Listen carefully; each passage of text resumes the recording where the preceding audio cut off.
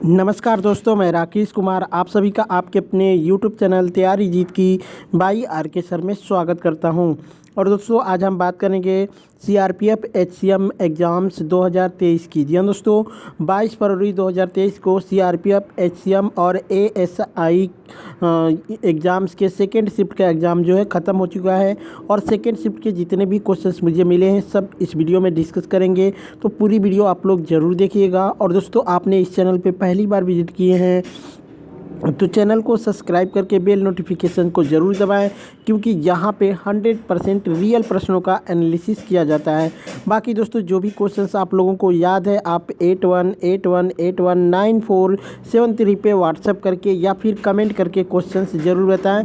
किसी भी शिफ्ट का PDF फाइल आपको बिल्कुल फ्री में प्रोवाइड की जाएगी। PDF फाइल के लिए इस व्हाट्सएप नंबर पर आप PDF लिख के व्हाट्सएप कर देना। चलिए क्वेश्चंस देखते हैं।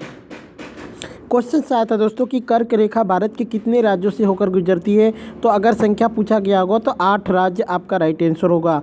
बात करते हैं दोस्तों, तो स्थलीय भूमध्य रेखा के लगभग जो है 23.5 पॉइंट जो कि 23 डिग्री से 27 नॉर्थ अक्षांश को कर्क रेखा कहा जाता है। 17 देश जो कि इसमें आते हैं ताइवान सहित, जहां से होकर कर्क रेखा गुजरती है। कर्क रेखा भारत से होकर जाने वाला एकमात्र अक्षांश मार्ग है। कर्क रेखा 8 भारतीय राज्यों से होकर गुजरती है, जिसमें कौन कौन से राज्य हैं आपके पूछ सकते हैं। तो गुजरात है, राजस्थान है, मध्य प्रदेश, छत्तीसगढ़, झारखंड, पश्चिम बंगाल, त्रिपुरा और मिजोरम आपका शामिल है। वहीं बात करते हैं दोस्तों कि माही नदी भारत की एकमात्र नदी है जो कर्क रेखा को 2 बार काटती है। इस बात को याद रखिएगा। भोपाल मध्य प्रदेश की राजधानी और गांधीनगर गुजरात की राजधानी भी कर्क रेखा के काफ़ी करीब स्थित है। 17 देशों में 3 महाद्वीपों 6 जल निकायों के माध्य से कर्क रेखा गुजरती है। ठीक है। एक प्रश्न आया था दोस्तों कि शेर शाह सूरी ने बिहार और उत्तर प्रदेश में किस वंश की स्थापना की थी। तो सूरी वंश की स्थापना उसने की थी।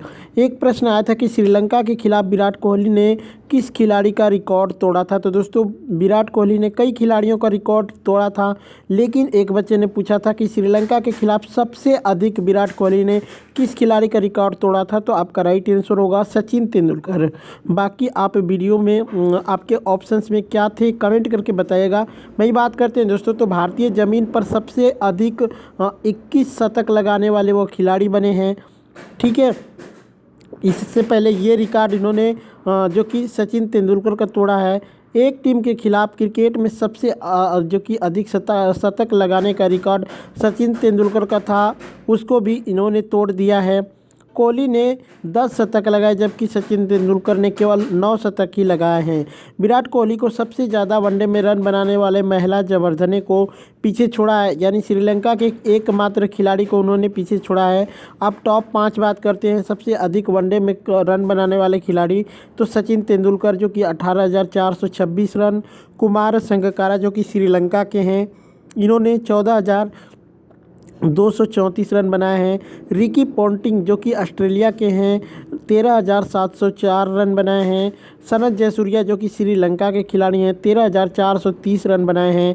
वहीं 5वें नंबर पे विराट कोहली आ गए हैं। विराट कोहली जो कि 12,754 रन अब तक बना चुके हैं, जो कि महिला जयवर्धने को हटा दिए हैं।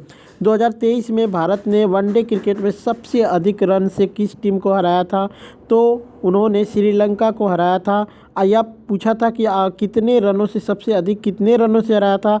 तो 317 रनों से हराया था। बात करते हैं दोस्तों, श्रीलंका को भारतीय क्रिकेट टीम ने 317 रन से हराकर वनडे क्रिकेट के इतिहास में सबसे अधिक अंतर से हराने वाली टीम बन गई है। तो इसको याद रखिएगा। चुनाव आयोग किस अनुच्छेद में है। तो अनुच्छेद 324 आपका राइट आंसर हो जाएगा। एक प्रश्न आया था कि जाट जट्टी नृत्य किस राज्य का है। तो आपका राइट आंसर हो जाएगा बिहार। बात करते हैं दोस्तों, जाट जट्टिन उत्तर बिहार का सबसे लोकप्रिय लोक नृत्य है, खासकर जो कि मिथिला और कोसी क्षेत्र में। यह पुरुषों और महिलाओं की एक जोड़ी द्वारा किया जाता है। जाट जट्टी महिलाओं का नृत्य है और मानसून के दौरान चांदनी रात में किया जाता है। बड़ी हुई लड़कियां और युवा गृहिणी आंगन में इकट्ठा होती हैं और ढोल के साथ आधी रात से सूर्योदय तक नृत्य करती हैं। आजीविका कमाने के लिए मनुष्य दूर दूर के स्थानों पर जाता है। जतिन अपने पति के साथ जो कि उसी प्रवासी पति का लोक नृत्य होता है।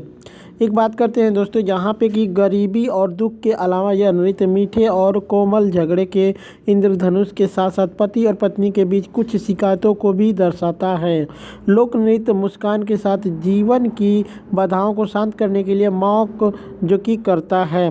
इस नृत्य के माध्यम से विभिन्न सामाजिक रूप से संबंधित विषयों जैसे कि गरीबी, दुख, प्रेमियों या पति और पत्नी के बीच तर्क भी लागू होते हैं। कुछ संस्करणों में कलाकार एक वास्तविक तस्वीर जोड़ने के लिए मास्क पहनते हैं। कुछ एडिशनल जो कि इन्फॉर्मेशन है बता देते हैं। बिहार में कुछ प्रसिद्ध लोक नृत्य करते हैं जैसे कि झिंझिया नृत्य, कजरी नृत्य, सोहर, खिलौना नृत्य, होली नृत्य, झुमरी नृत्य और लौंडा नृत्य। ये सभी क्या है, बिहार के लोक नृत्य हैं। मौलिक अधिकार कहाँ से लिया गया, तो ये संयुक्त राज्य अमेरिका से लिया गया था।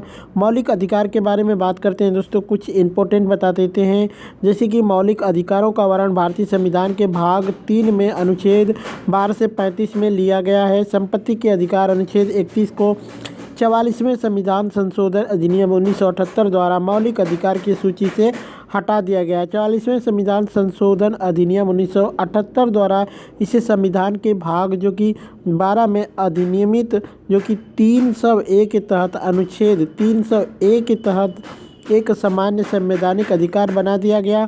मौलिक अधिकारों का प्रावधान संयुक्त राज्य अमेरिका के जो कि संविधान से लिया गया था, यही आपसे पूछा था। यहाँ पे बात करते हैं कुछ मौलिक अधिकार कौन कौन से हैं, तो जैसे कि समानता का अधिकार अनुच्छेद 14 से 18 तक है। स्वतंत्रता का अधिकार जो कि अनुच्छेद 19 से 22 तक है। शोषण के विरुद्ध अधिकार 1923 से 24 तक है। धर्म की स्वतंत्रता का जो कि अधिकार अनुच्छेद 25 से 28 तक। संस्कृति और शैक्षिक अधिकार जो कि 29 से 30। संवैधानिक उपचार का अधिकार जो कि अनुच्छेद 32 में है। चलिए नेक्स्ट क्वेश्चन देखते हैं।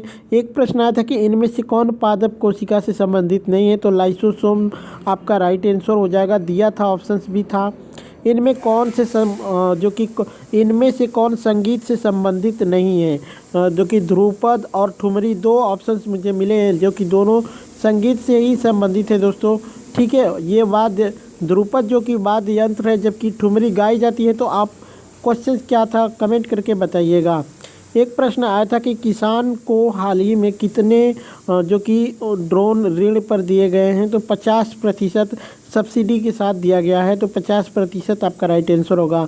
भारत में सबसे अधिक रेप किस राज्य में होते हैं, दूसरे नंबर पूछा था, तो राजस्थान के बाद मध्य प्रदेश आपका हो जाएगा। पहले नंबर पे राजस्थान, दूसरे पे मध्य प्रदेश, तीसरे पे उत्तर, चौथे पे महाराष्ट्र और 5वें नंबर पे असम है, तो मध्य प्रदेश आपका राइट आंसर होगा।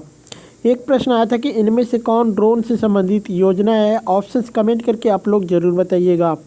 अरावली पर्वत की ऊंचाई कितनी है, तो अरावली पर्वत की ऊंचाई 1722 मीटर या फिर 1723 मीटर आप इसको कह सकते हैं। कुछ बुक में 1722 दिखाता है, कुछ बुक में 1723 दिखाता है, तो आप कमेंट करके बताइएगा ऑप्शंस क्या थे, या तो 1722 रहा होगा या फिर 1723। अगर दोस्तों 1723 रहा होगा और 1722 दोनों रहे होंगे तो फिर 1722 ही आपका राइट आंसर होगा। अरावली पर्वत की सबसे ऊंची चोटी जो कि गुरु शिखर है, ठीक है, माउंट आबू में 5653 फुट जो कि 1723 मीटर ऊंची है। या जो कि